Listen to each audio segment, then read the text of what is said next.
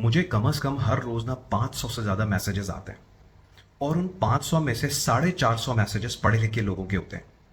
और वो पढ़े लिखे लोग एमबीए होते हैं, सीए होते हैं, एसीसीए होते हैं, कम से कम किसी ने ग्रेजुएशन की भी होती है, एटलीस्ट बीकॉम किया हुआ होता है, कोई अपना बैचलर्स कर रहा होता है, कोई मास्टर्स कर रहा होता है और मुझसे पूछता है कि सर मैं बीबीए कर रहा हूँ, एमबीए कर रहा हूँ, एमकॉम कर रहा हूँ, इंजीनियरिंग कर रहा हूँ, आईटी में कुछ कर रहा हूँ, फ्रीलांसर हूँ, सर क्या मुझे जॉब मिल जाएगी? और मैं बड़ा हैरान होता हूँ, मैं कहता हूँ यार इन लोगों के माइंड में ये चीज क्यों है कि इनको जॉब नहीं मिलेगी।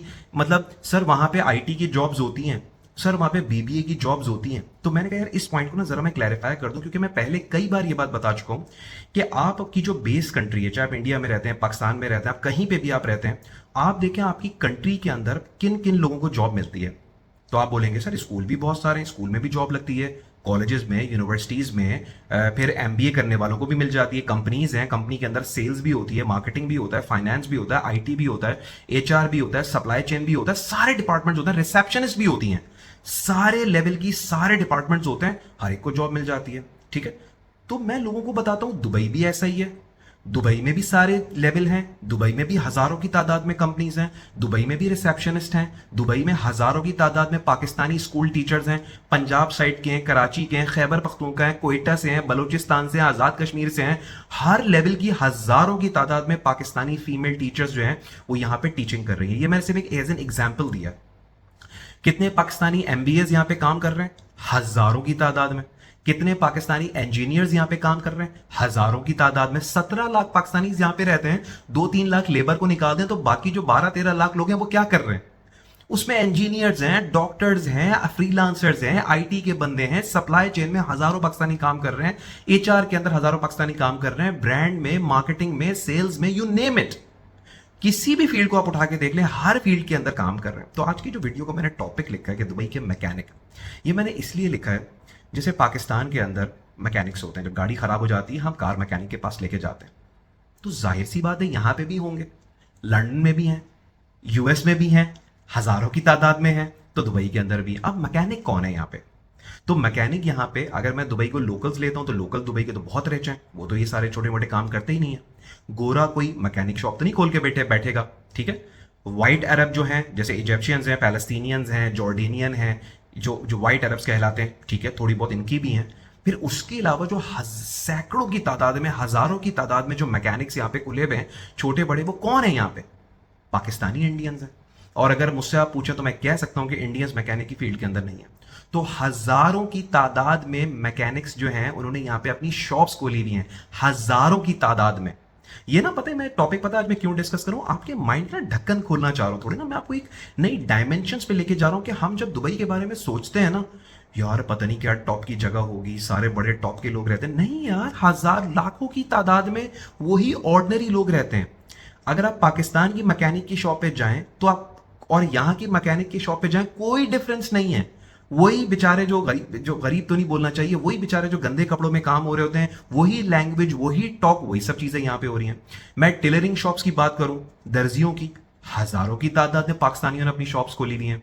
जिस तरह पाकिस्तान के अंदर मोबाइल मार्केट्स होती हैं, हजारों की तादाद में यहां पे सैकड़ों मोबाइल मार्केट्स हैं, और हजारों की तादाद में पाकिस्तानियों ने छोटी छोटी शॉप खोल के बैठी हुई हैं, वो यहां पे अपना काम कर रहे हैं। लैपटॉप की मार्केट पाकिस्तान में बहुत कम है, यहां पे पूरी पूरी शारजा के अंदर, दुबई के अंदर लैपटॉप की बड़ी बड़ी मार्केट्स हैं। उसी तरह जिस तरह कराची में यूनी सेंटर है ना, हम वहां पे जाते हैं, यहाँ पे आप जाएं, हजारों की तादाद में यहाँ पे वही पाकिस्तानियों ने लैपटॉप की शॉप्स ली हुई है।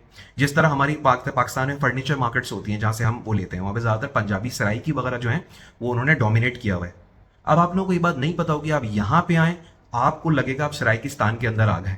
मतलब उनको वैसे ही मैं बोल रहा हूँ, वही लंबी लंबी शलवारें पहन के जो है वो बैठे हुए होते हैं, उनकी आइडेंटिटी है, मैं इस पर कोई कमेंट नहीं कर रहा हूँ। मैं इसकी एक बात बता रहा हूँ कि हम जब दुबई के बारे में सोचते हैं ना, हम कहते हैं यार पता नहीं कोई टॉप के लोग काम कर रहे होंगे, सारे गोरे होंगे, हाँ कॉर्पोरेट लेवल के ऊपर काफी अच्छे लोग यहाँ पे काम कर रहे हैं, बट आप जब तक अपनी कंट्री से निकलेंगे नहीं ना, तो आपको पता ही नहीं चलेगा कि वो क्या है। मैं अगर फॉर एग्जाम्पल आप में से कोई बंदा लाहौर में रहता है, मैं लाहौर से एक मरतबा गया हूं 2 से 3 दिन के लिए, मुझे लाहौर के बारे में बहुत कम पता है। मैं आपको 10 मिनट दूं, मैं लाहौर की वीडियोस देखना शुरू कर दूं, मिसाल के तौर पे 1 महीने तक वीडियोस देता हूं, मुझे लाहौर के बारे में क्या पता चलेगा? एक जेनेरिक इंफॉर्मेशन मिलेगी ना, लेकिन जब मैं लाहौर के अंदर आके 2 महीने 3 महीने 6 महीने वहां पे रहूंगा, तब मुझे चीजें समझ में आएंगी ना कि यहाँ पे चीजें कैसे चलती हैं। मुझे वीडियोस तो नहीं समझ में आएंगी, आप जितनी भी मैं वीडियोस देख लूं। मैं इसीलिए लोगों को इंकरेज करता हूं कि जब आप अपनी कंट्री से अंदर बैठे हुए चीजों को देख रहे हैं ना, आप जितना भी कुछ कर लें, आपको ना बहुत लिमिटेड इंफॉर्मेशन मिल रही है। फेलियर कोई चीज नहीं होती कि एक बार आप जाएं, यार आपको जॉब नहीं मिली, फेल हो गया। नहीं, आप जब यहां पे आएंगे, 2-4 महीने आप यहां पे रहेंगे, 6 महीने के अंदर आपको पूरी मार्केट समझ में आ जाएगी।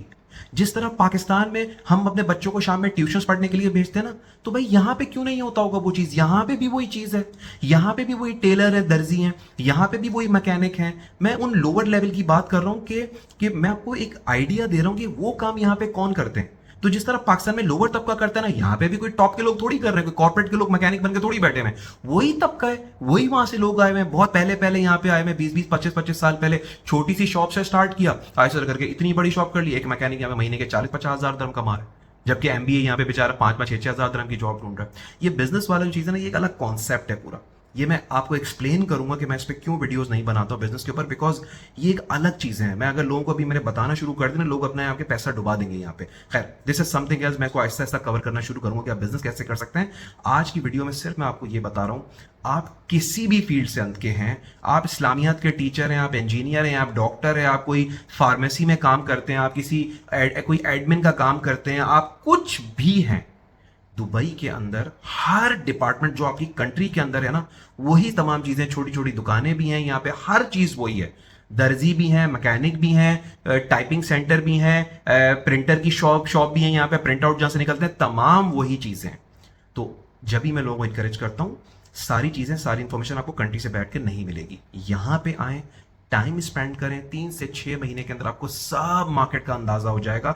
उसके बाद अगर आप वापस भी चले जाते हैं ना, तो आपको समझ में आ जाएगा मैंने यहाँ पे बिजनेस कैसे करना है, करियर कैसे डेवलप करना है, और आपको एटलीस्ट ये समझ में आ जाएगा कि यार आपको यहाँ पे क्या मिल सकता है दुबई के अंदर, जो चीज आप पाकिस्तान में पूरी जिंदगी नहीं कर सकते।